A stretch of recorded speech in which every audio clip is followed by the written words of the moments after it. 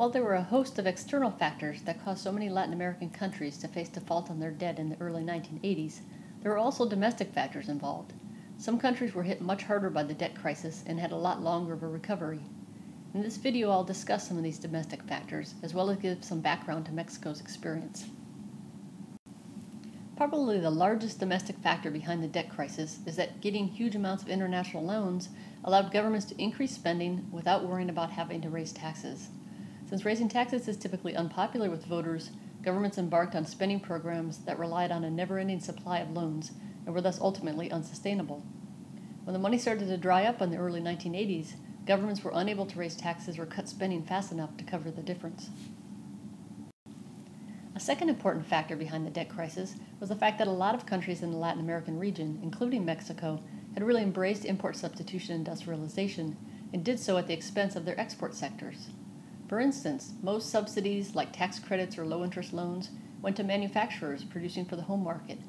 Currencies were allowed to become artificially overvalued relative to the dollar, making the import of raw materials and capital for these domestic manufacturers cheap, but at the same time making the international price of these countries' export goods high. So when countries could no longer pay off old loans with new ones, they had to find a way to raise the dollars necessary to pay back the dollar-denominated loans they had taken out. The obvious way to do this was to ramp up exports. Unfortunately, since the export sectors had been so disadvantaged and for so long, this wasn't an easy thing to do at all, let alone quickly. Now let's look at the Mexican experience. Government spending went up rapidly in the post-war period, but especially in the 1970s. This is a photo of Luis Echeverria, president of Mexico from 1970 to 1976. Public sector spending as a percentage of GDP went from 20% to 30% between 1971 and 1975, with real current expenditures by public enterprises growing at an average clip of 18% a year. This new spending was funded primarily with loans from commercial banks. Debt increased from $6.3 billion in 1971 to almost $28 billion by the end of Echeverria's term in 1976. And loans from commercial banks to the government constituted almost all of this new debt. Mexico was facing severe economic problems by the end of Echeverria's presidency. The currency was overvalued, and many expected the government to devalue the peso. Because of that, there was a large amount of capital flight as people exchanged their pesos into dollars before the predicted devaluation.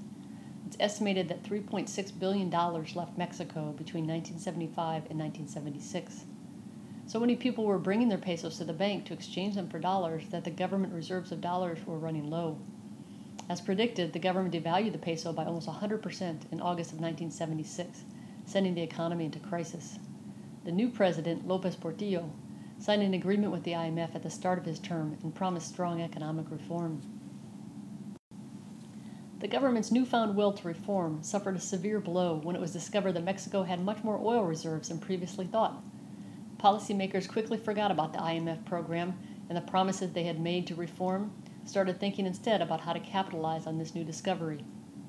López Portillo continued the same type of policies of Echeverria, although people and bankers felt that the increased spending was more sustainable since the oil discovery. At first, the program seemed to work and real GDP growth increased rapidly. One analyst wrote that in retrospect, it is clear that little, if any, policy reform took place, and that the oil bonanza simply resulted in the policy mistakes of the previous regime being repeated on a larger scale. So López Portillo essentially doubled down on Echeverria's mistakes, and public spending quickly became even more unsustainable. Total real public spending went up by almost 100% from 1977 to 1981, going from about 30% of GNP in 1977 to over 41% in 1981. One of the reasons that public spending was so high is that the government continued to heavily subsidize the price of oil, as well as thousands of other public sector prices. For instance, the domestic price of oil in 1980 was less than 25% of its international price, leading to an implicit subsidy of more than 6% of GDP. As I mentioned in a previous slide, real public sector spending increased rapidly in López Portillo's administration. Much of this new debt was short-term, increasing from 13.5% of total debt in 1978 to almost 28% of total debt in 1981. Investors realized how unsustainable these policies were and started to again exchange their pesos for dollars. Capital flight in the last 2 to 3 years of López Portillo's presidency was estimated to have equaled $22 billion. Mexico's economic fundamentals were worsening in the early 80s. The IMF had wanted Mexico's budget deficit to be 6% of GNP, but it was closer to 17% by 1982. Unemployment stood at 40%, and unions were demanding higher wages. The government didn't manage the situation well. It was clear that there was an oil gut forming, and Pemex reacted by first cutting oil prices and then quickly changing its mind and in turn confusing the market. 2 large loans were delayed, and Mexico faced a liquidity gap of between $10 to $20 billion. The government devalued the peso again, froze all dollar accounts in Mexican banks, and forcibly turned the dollars into devalued pesos. By the time the depositors could withdraw these pesos, they were worth only 20% of what they were valued when they put the money in the bank initially. The president also shocked the country, as well as the president-elect, by deciding to nationalize the banking system. He scorned the banks for looting the economy and for aiding the unpatriotic to move their money abroad.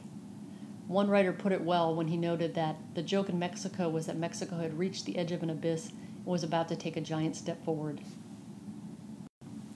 In August of 1982, the Mexican government informed its creditors that it would no longer be able to service its debt. Its counterproposal to the banks arrived on a telex 19 feet long. The transmission of the telex took 1 hour, so that it required several machines 2.5 days to send the rescheduling proposal to the 1,300 creditor banks.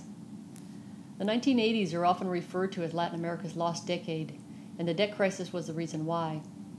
In a separate video, we'll explore the economic fallout of the crisis and how Mexico eventually recovered from the experience. There's been a lot written about the Mexican debt crisis, but the information for this video came from Buffy's and Krause's chapter called Mexico 1958 to 86, From Stabilizing Development to the Debt Crisis, in Jeffrey Sachs' edited book entitled Developing Country Debt and the World Economy.